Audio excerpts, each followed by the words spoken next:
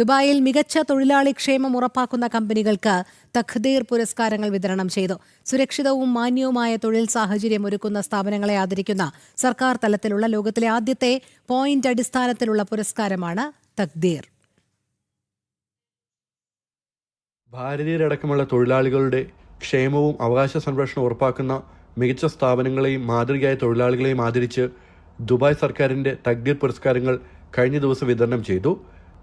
Dubai world trade സെന്ററിൽ സംഘടിപ്പിച്ച ചടങ്ങിൽ Sheikh Mansoor bin Mohammed bin Rashid Al Maktoum ജേതാക്കൾക്ക് അവാർഡുകൾ സമ്മാനിച്ചു.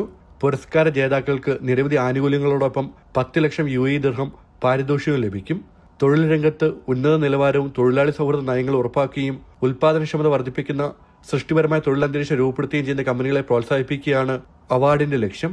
UAE മാനവവിഭവശേഷി സ്വദേശിവൽക്കരണ മന്ത്രി doctor Abdul Rahman Al Awar, GDRFA Dubai മേധാവി lieutenant general Mohammed Ahmed Al Marri എന്നിവരുൾപ്പെടെ നിരവധി ഉന്നത ഉദ്യോഗസ്ഥരും കമ്പനി പ്രതിനിധികളും തൊഴിലാളികളും ചടങ്ങിൽ പങ്കെടുത്തു. ചടങ്ങിനിടെ GDRFAയും ദുബായ് സ്പോർട്സ് കൌൺസിലും ചേർന്ന് ദുബായ് 7x7 എന്ന പുതിയ പദ്ധതി പ്രഖ്യാപിച്ചു.